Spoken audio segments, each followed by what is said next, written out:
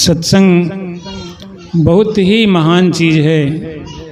कहते हैं बिना सत्संग विवेक न होई, राम कृपा बिन सुलभ न सोई। सत्संग के बिना विवेक नहीं होता है, बुद्धि नहीं होती है, ज्ञान नहीं मिलता है। तो सत्संग बहुत ज़रूरी है, लेकिन जब भगवान की कृपा होती है तभी मिलती है। तो हम सब के बड़े भाग्य हैं, बहुत सौभाग्यशाली हम लोग जो कि सत्संग में आ गए हैं, सत्संग में आने का अवसर मिला। हम सब बड़े भाग्यशाली हैं। तो भगवान की बड़ी कृपा हुई तब हम सब यहाँ पर पहुँचे। लेकिन जब पहुँचे तो इसका हमको फ़ायदा लेना चाहिए। इस पे सुन करके केवल यह न समझें कि हमने सत्संग सुन लिया बहुत हो गया, पुण्य कमा लिए, ऐसा नहीं। सत्संग सुन करके महापुरुषों के वचनों पर ध्यान दें और उस पे उसी के अनुसार अपना जीवन बनाएं, जीवन में उतारें, उसी तरह आचरण करें, तब जो है इसका फायदा होगा। खाली सुन के उड़ा देने से नहीं होगा। अभी आप सुबह सुबह गीता में सुने होंगे, गीता में बताया भगवान ने, श्री कृष्ण ने अर्जुन को, कि ज्ञान के द्वारा जिसकी बुद्धि निर्मल हो गई है, ज्ञान के द्वारा जिसकी बुद्धि निर्मल हो गई है वही ध्यानी होता है, उसी का ध्यान लगता है, वही ध्यान कर पाता है। तो जब ध्यान करता है तो हमेशा इस ध्यान का मतलब 10 मिनट 5 मिनट बैठ के ध्यान कर लिया ऐसा नहीं है, हमेशा चलता रहता है, हमेशा ध्यान लगा रहता है भगवान का। कई उदाहरण हमारे सत्संग के बीच में इस तरह के आए हैं। एक भाई हमारे गोविंद जी थे, बड़े महात्मा थे, उनका दिन रात अनवरत चलने लगा था उनका ये भजन ध्यान, एकदम दीवाने हो गए थे। लोग उनको पागल कहने लगते थे, घर वाले बड़े परेशान थे कि इनका दिमाग खराब हो गया, कैसे करें। तमाम प्रकार के ओझा वैद्य के पास गए, ओझाई वैदाई बहुत किया, झाड़ फूंक, अरे उनको मिर्चा सुलगा के धुआं देते थे, बहुत उनको तकलीफ हुई, बहुत सही। बेड़ी पहने पैरों में, जंजीर बंधी थी, तो ये हालत हो गई थी उनकी। लेकिन सदगुरु की कृपा ऐसी हुई को ठीक हो गए। बाद में रेगुलर सत्संग करने लगे, बड़े अच्छे अच्छे भजन बोलते थे, बहुत मीठी वाणी बोलते थे। हमारे गांव के ही भाई साहब हजारी लाल जी थे, यादव जी, वो जब पहली बार गए कानपुर, वहाँ से ज्ञान लिए बाबा मेहताब सिंह जी से, तो वहाँ ज्ञान लेकर लौटे समागम से, तो लाला जी के घर पे रुके थे। हम लोग ट्रेन से आए थे, तो वहीं रात हो गई थी ट्रेन से उतरने में, तो लाला जी के यहाँ रुके थे अलोपी बाग में। तो जब से उन्होंने ज्ञान लिया तभी से उनका धुन लग गया, और आगे यहाँ पहुँचते पहुँचते अलोपी बाग में वो बहुत बेहाल हो गए, बेचैन हो गए, रोने लगे, चुप ही न मारे। बहुत सब लोग बड़े परेशान हुए, क्या हो गया इनको, कैसे करें। अब बड़े घबराने लगे, घर जाके क्या कहेंगे, क्या बताएंगे घर वालों को। तो सभी ने भगवान से प्रार्थना किया, विनती किया, बहुत कुछ समझाया बुझाया उनको, उनका ध्यान लौटाया घर गृहस्थी में। तो जा कर के शांत हुए और घर आए सब लोग सुबह, बड़े ठीक ठाक रहे। तब से उन्होंने कितना बढ़िया विचार देते थे सत्संग में। तो मतलब ये इस तरह से धुनी लग जाती है, हमेशा इसका याद बना रहता है। जैसे हमारा नाम है राम लखन, तो हमेशा याद रहता है उसको बार बार याद करने की जरूरत नहीं पड़ती कि हम संध्या सवेरे 10 मिनट बैठ के ध्यान लगावें, अपना नाम याद करें, ऐसा नहीं रहता, हमेशा याद रहता है। कोई भी पूछे तुरंत हम बता देंगे हमारा नाम राम लिखन, या कोई बुला लेता है नाम लेके तुरंत उसकी तरफ मुखातिब हो जाते हैं, देखने लगते हैं। तो इस तरह से हमेशा लगा रहता है ध्यान, याद बनी रहती है। और ये याद कब बनी रहती है? जब वही बताया ना गीता में कि जब इस ज्ञान के द्वारा बुद्धि निर्मल हो जाती है। बुद्धि निर्मल कैसे होगी? अभी तक इस बुद्धि में हमारे मन में तमाम दूसरी चीज़ें भरी पड़ी हैं, ईर्ष्या, द्वेष, काम, क्रोध, लोभ, अहंकार, बड़े अहंकारी हैं हम, ये सब भरा हुआ है। तो जब ज्ञान हो जाता है ना तो ये सब निकल जाते हैं। बाबा जी ऐसा सत्संग सुनाते हैं, कृपा करते हैं, ऐसा उपाय बताते हैं कि ये सब निकल जाते हैं मन से। हमें वही बताया ना, अभी जो आचरण करेंगे हम, जो महापुरुष के वचन निकले हैं, सुने हैं, उन्हीं को जीवन में उतारेंगे, आचरण करेंगे वैसा, तो मन हमारा निर्मल हो जाएगा। ये सारी चीज़ें निकल जाएंगी, उसमें भर जाएगा प्रेम, भक्ति और ज्ञान आ जाएगा, मन निर्मल हो जाएगा। प्रेम क्या होता है? प्रेम में मोह भी होता है, प्रेम भी होता है। मोह में आदमी पड़े रहते हैं, अपने परिवार के में, बच्चों में, स्त्री में, पत्नी में, मोह में पड़े रहते हैं। तो बहुत ऐसा लगता है कि हम बहुत प्रेम कर रहे हैं, लेकिन हम प्रेम क्या है? प्रेम शुद्ध है, विशुद्ध है, उसमें कोई मिलावट नहीं होती है। और प्रेम ऐसा होता है जो लोगों को एक कर देता है, जो दिलों को एक कर देता है, ये प्रेम है। आप सांसारिक रूप में देखिए, दिलों को जोड़ देता है, एक कर देता है, उसमें भेद नहीं रह जाता। इतनी घनिष्ठता हो जाती है प्रेम में कि अलग अलग नहीं देखते हम, जिससे प्रेम करने लगते हैं। और उसमें प्रेम में निष्पक्षता रहती है। अगर जरा भी उसमें कटुता आई, कपट आया, तो प्रेम नहीं रह जाता, फिर खत्म हो जाता है। तो तब जाके हमारा मन निर्मल हो जाता है, सारे जो काम, क्रोध, लोभ, मोह, अहंकार हैं निकल जाते हैं। कपट, छल, वही कहते हैं ना, रामायण में भी कहा है, निर्मल मन जन सो मोहि पावा। जिसका मन जो है निर्मल हो गया है, बुद्धि निर्मल हो गई है, वही मुझको पा सकता है, वही मुझे प्राप्त कर सकता है। मोहि कपट छल छिद्र न भावा। भगवान को जो है, जिसके मन में कपट है, छल है, बुराइयां हैं, छिद्र माने बुराइयां, कपट और छल की बुराइयां जो भरी हुई है मन में, तो कितना भी दिखावा करे कि हम बहुत भक्त हैं, बहुत भक्ति कर रहे हैं, बहुत पूजा कर रहे हैं, बहुत सत्संग कर रहे हैं, लेकिन मन में अगर छल कपट भरा है, कोई सांसारिक व्यक्ति देखे या ना देखे, भले उनके कपट के चक्कर में फंस जाए, लेकिन हम तो जान रहे हैं, जो हम बात कह रहे हैं, जो हम छिपा रहे हैं, जो कपट हम कर रहे हैं किसी के साथ, वो हम जान रहे हैं कि हम इसके साथ क्या बात कर रहे हैं। तो जब हम जान रहे हैं तो भगवान जान रहा है, क्योंकि ज्ञान होने पे ये भी समझ में आ जाता है हमारे में और भगवान में कोई भेद नहीं है, एक ही है। निराकार परब्रह्म परमेश्वर ही सब में समाया हुआ है, सब में मौजूद है। जब हम देख रहे हैं, हम जान रहे हैं, तो ये निराकार देख रहा है। जिस तरह से, जैसे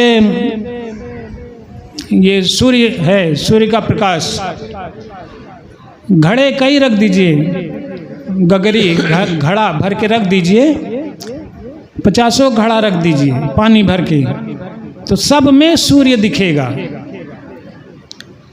सूर्य तो एक ही है, लेकिन हर घड़े में सूर्य दिखेगा, उसकी छाया पानी में आएगी। तो 50 सूर्य थोड़े हो गए, सूर्य एक ही है। इसी तरह भगवान भी एक ही है, लेकिन सब में समाया हुआ है, सब में समाया। जैसे कहते हैं गीता में बताया कि जैसे माला है, माला गुड़िया एक माला बनी है, तो उसमें सूत्र जो है, सूत सब में घुसा है, हर गुड़िया में सूत घुसा है, लेकिन सूत एक ही है और गुड़िया अनेक हैं। इसी तरह ये सारे जीव जंतु सब अनेक हैं, लेकिन इन सब में एक है, एक ही सब में पिरोया हुआ है।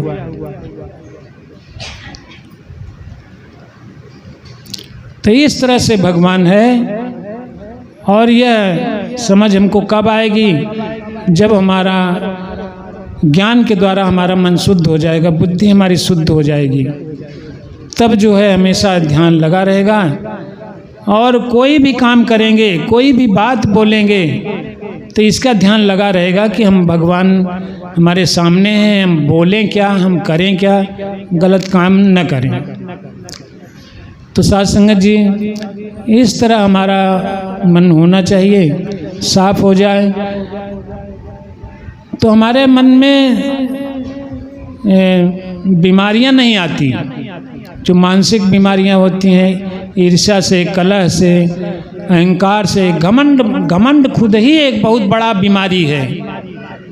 इससे आदमी बच नहीं पाता, बहुत बड़ी बीमारी है। तो इस घमंड को निकालना चाहिए। अभी महापुरुषों ने बताया कि मान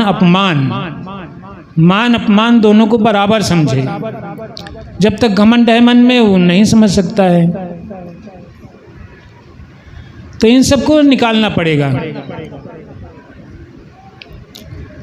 तब जो है हमारा मन शुद्ध होगा।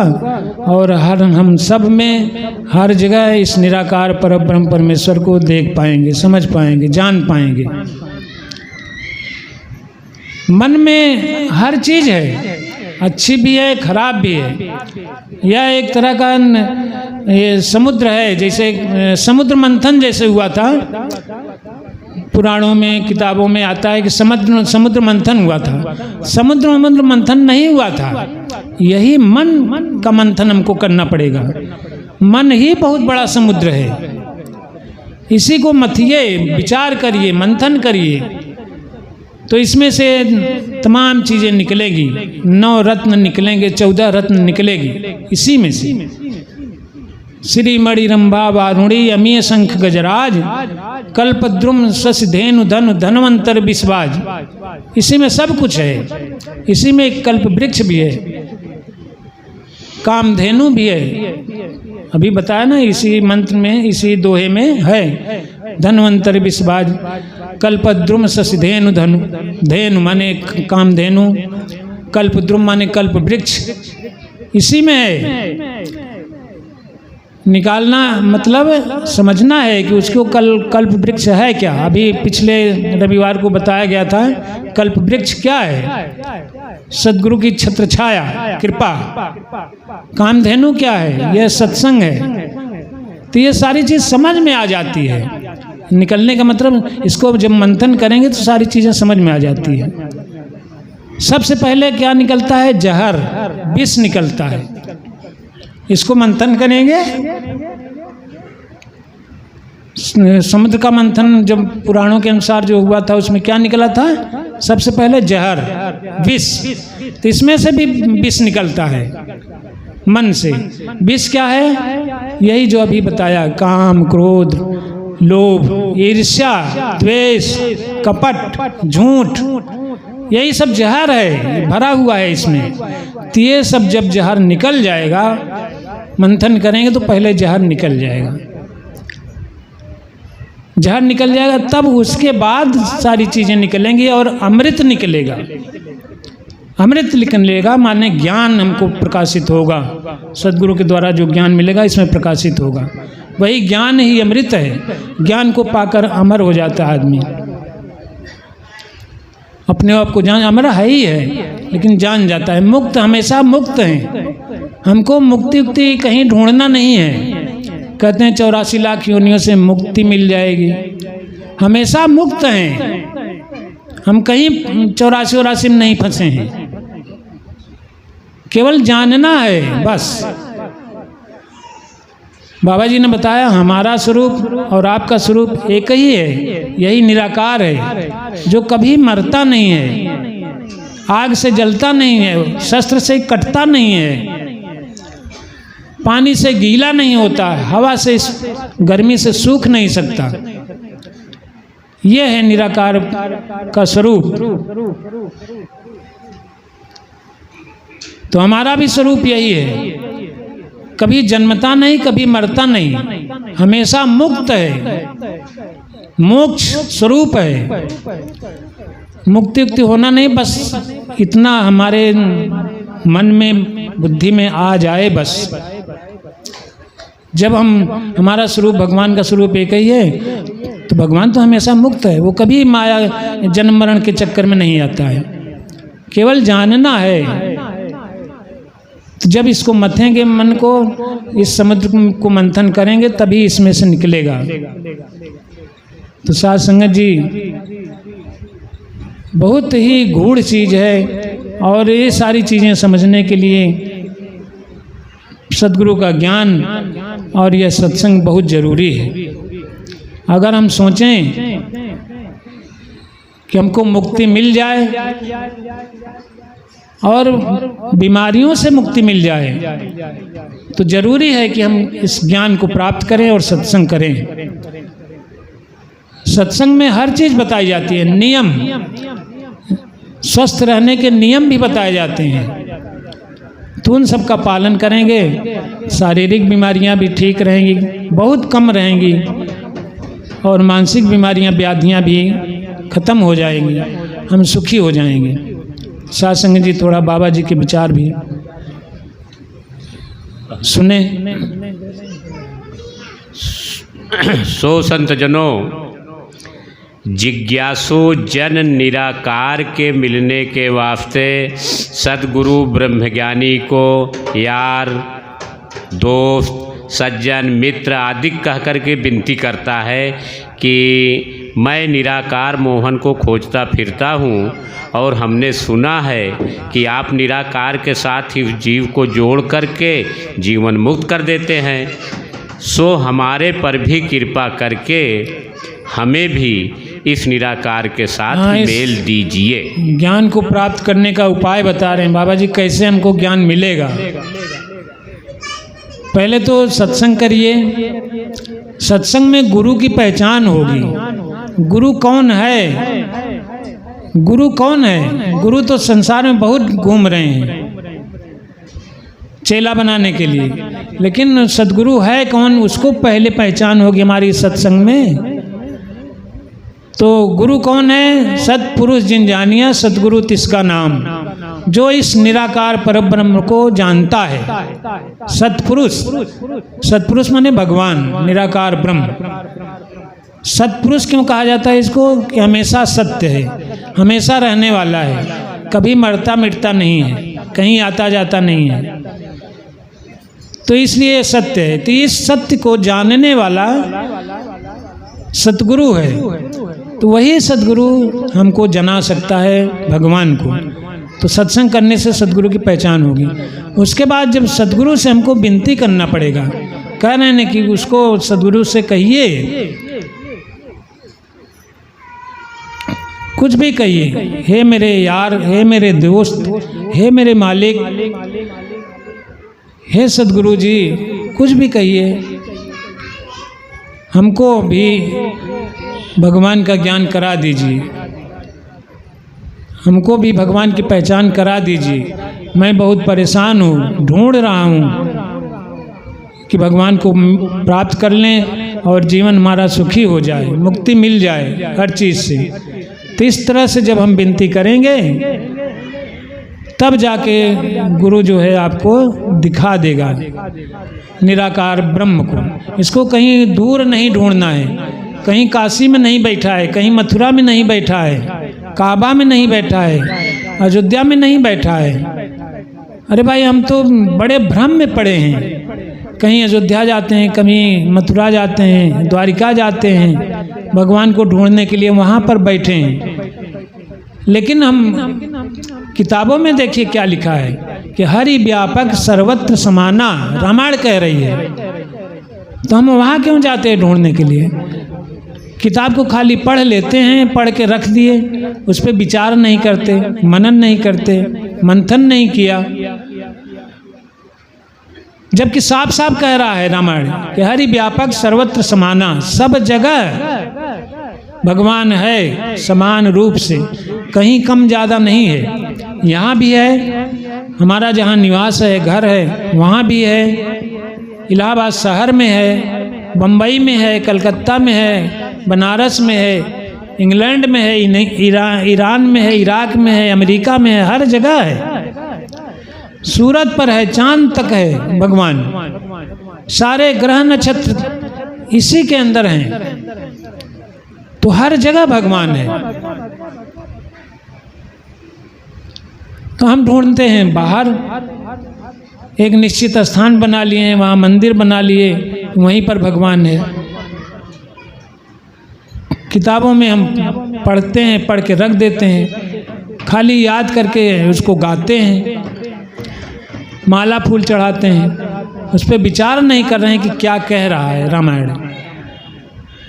तो भगवान हर जगह है, बस इसको गुरु से मिलके पहचान करना है। अब पहचानेंगे कैसे?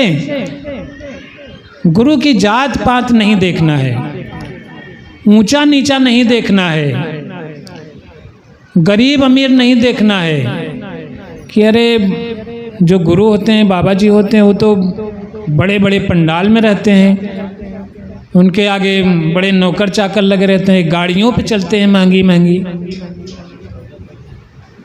उनके यहाँ मंदिरों पे बड़ा सोना चढ़ता है, तो ऐसा गुरु ढूंढेंगे। ये जरूरी नहीं है। गुरु खाली भगवान को जानने वाला होना चाहिए, रुपया पैसे से मतलब नहीं है, बड़ा बड़ा मठ नहीं चाहिए, ज्ञान होना चाहिए। तो वो ज्ञान जो है यहीं आपको, यहीं घर गृहस्थ में मिल जाता है, गुरु बताने वाले मिल जाते हैं। तो उनकी ये सब जात पात, किस जात का है, किस धर्म का है, ये सब नहीं देखना है, क्योंकि भगवान किसी धर्म में नहीं है। उसका कोई हिंदू धर्म, मजहब या मुस्लिम धर्म या ईसाई धर्म नहीं है। भगवान है, एक ही है, और सारी दुनिया का भगवान है, सारी दुनिया को बनाने वाला है, सारी दुनिया का मालिक है, एक ही है। तो जात पात नहीं देखना है, धन दौलत नहीं देखना है, हमको उसके ज्ञान से मतलब है। जैसे अब्दुल्ला इराही की बात आती है, बुल्ले शाह था। बुल्ले शाह बहुत बड़ा धनवान व्यक्ति था, लेकिन बड़े परेशान रहता था, पूजा पाठ खूब नमाज वमाज पढ़ता था, कुरान को अपने कंधे पर लाद के हमेशा घूमता रहता था, हमेशा अपने कंधे पर कुरान रखता था। कुरान रखते रखते उसका कंधा जो है दर्द करने लगता है, थक गया, और जहाँ भी जाता कोई मिलता उससे पूछता भी कि भगवान कहाँ मिलेगा, अल्लाह कहाँ मिलेगा। कोई जानकार था, उसने पूछा, ओए बुल्लिया, तू ये कुरान को यहाँ पर हमेशा रखे रहता है, ढोता रहता है उसको लाद के, ऐसा क्यों करते हो? वो कहता, भाई मैं तो अल्लाह को ढूंढ रहा हूँ, और ये कुरान कहता है कि अल्लाह है, अल्लाह है, यानी ये कहता है कि अल्लाह है, तो अल्लाह है तो हम उसको ढूंढ रहे हैं, इसको लाद करके ढोता रहता हूँ।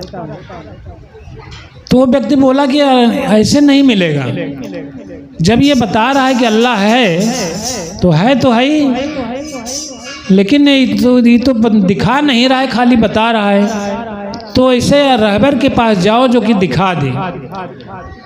तो बुल्ले साहब बोला, कौन दिखाएगा, कोई है दिखाने वाला?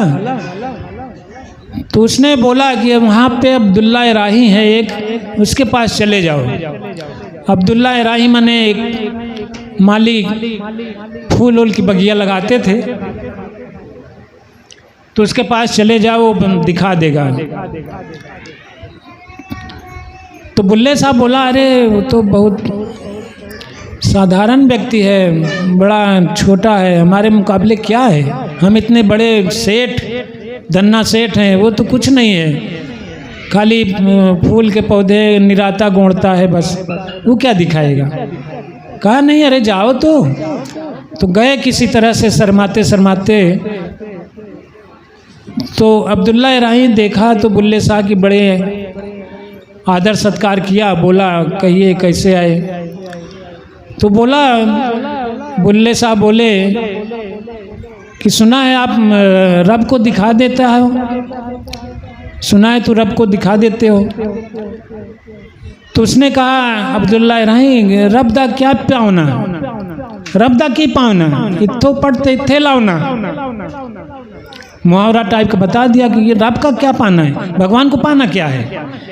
यहाँ से जैसे हम बेहम उपाड़ रहे हैं और यहाँ कियारी में लगा रहे हैं, बस बेनौरे से उपाड़ के कियारी में लगा दो बस।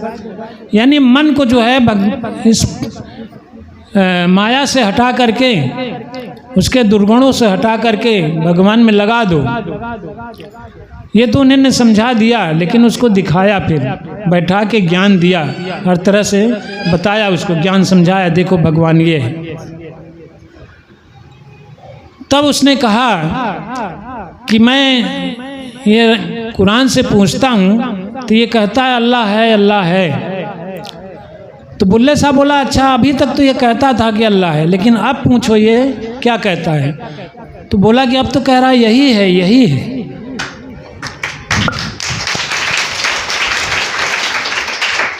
अब कहता है कि अल्लाह यही है।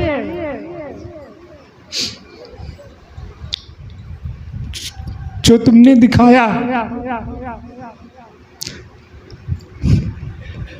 जो आपने दिखाया, इसी को कह रहा है कि हाँ अल्लाह यही है, यही है। अभी तक तो ये कहता था कि अल्लाह है, ये नहीं कहता था कि अल्लाह यही है, लेकिन अब ये बता रहा है कि अल्लाह यही है, यही है जो आपने दिखाया। तो कहने का मतलब, उस पढ़ने का मतलब बदल जाता है। जब तक हमको ज्ञान नहीं है, हम पढ़ते रहें, याद करते रहें, उसका मतलब नहीं समझ पाते। लेकिन जब ज्ञान मिल जाता है, गुरु ज्ञान दे देता है, समझा देता है, तब उसकी भाषा बदल जाती है। हम जो है उसका सही अर्थ लगाने लगते हैं, क्योंकि वो रामायण या गीता या कुरान जिसने भी लिखा है, जिसने भी बनाया, जिसके भी शब्द हैं, वो ज्ञान थे उसके पास, और हमारे पास ज्ञान है नहीं, और पढ़ते हैं तो समझ में नहीं आता।